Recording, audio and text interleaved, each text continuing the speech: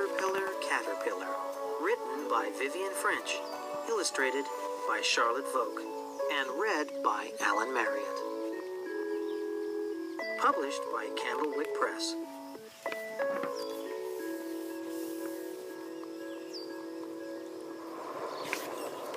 My father and my grandfather both liked gardening very much, but my grandfather used to grow stinging nettles.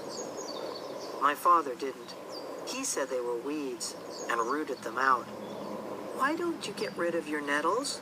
I asked my grandfather. "Stinging nettles grow butterflies," he said. "Go and look." I went and looked. I couldn't see any butterflies, though. My grandfather turned one of the nettle leaves over to show me the bumps on the back of it, but I didn't know what they were. "Butterfly eggs," said my grandfather. "What kind of butterflies?" My grandfather peered closely at the bumps. "I don't have my glasses on," he said, "but they could be tortoiseshells or peacocks. They both like nettles. If you keep an eye on them, you'll see when the caterpillars hatch." "Won't they crawl away?" I asked. My grandfather straightened up and looked down at me. He said, "You just keep watching." So I did. Nothing happened at all for 2 days. It rained very hard on the second day, but the eggs were still safe. The next day, there were lots and lots of little tiny caterpillars crawling on the nettle leaves. The eggs were papery and empty. I squashed some with my fingernail. My grandfather came over to see what I was doing. "Ah," he said, "peacock caterpillars." "Do they eat cabbage?" I asked. I'd seen caterpillars on cabbages. He shook his head. "Caterpillars are fussy eaters. If you put a nettle-eating caterpillar on a cabbage, it'll set off to look for nettles. And if it can't find any, it'll sit down and die rather than eat cabbage." I looked at my peacock caterpillars. They were all together in a little crowd, eating as fast as they could. "Won't the birds eat them?" I asked. "Couldn't we cover them up?" "No need," said my grandfather.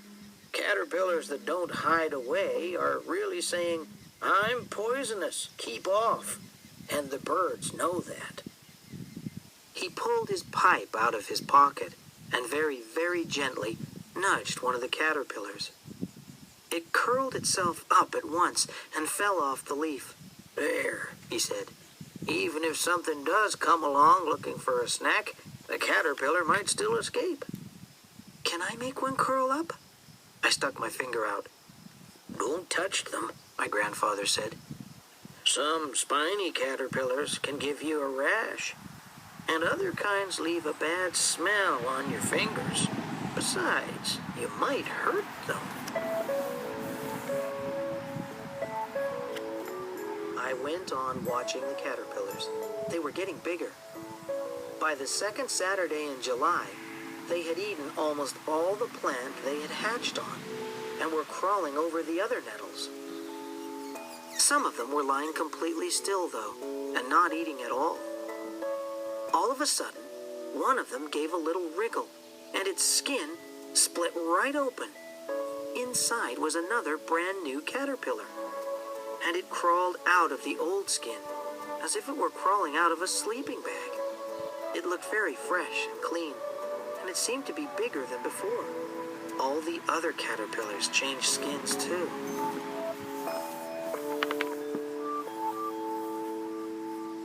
I knew something must be eating my caterpillars because by now there weren't so many of them.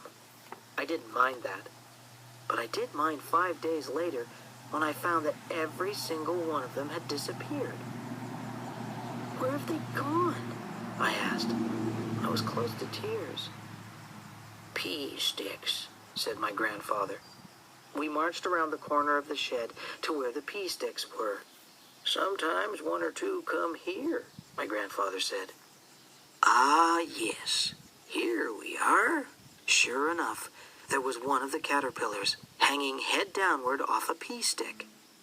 And to my amazement, before my very eyes, its skin began to peel off from its head upward and shrivel away. This time, there wasn't another caterpillar ready to come out. Instead, there was something like a little soft brown bag hanging on the pea stick. It didn't have legs or eyes or anything, and it dried up into a little case. My grandfather said that was just what it was, but the proper name for it was a pupa or chrysalis. "But where's the caterpillar gone?" I asked. "All the bits of caterpillar were inside the case," he said, "and they were changing." Just this once, I was allowed to bring the stick with the little case on it into the kitchen. I watched for 10 whole days, and on the 10th day, the pupa got very, very dark. The next morning, I was eating my breakfast when my grandfather suddenly said, "Look!" I rushed to see, and the case of the pupa had split. Something was crawling out, but it didn't look at all like a butterfly. It was crumpled, and it looked damp, and it wasn't at all a pretty color. "It must have gone wrong," I said, feeling very sad. Very gently, my grandfather lifted the stick and put it on the windowsill in the sunshine. The creature crawled slowly up the stick and stopped. Little by little, it began to stretch out.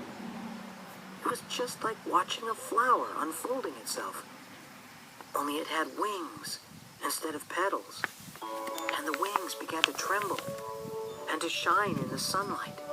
And then, suddenly, there it was, a real butterfly with spidery legs and its wings spread wide open. It was so lovely that I couldn't say anything at all. Then its wings fluttered, and it flew off into the garden. The very newest butterfly there.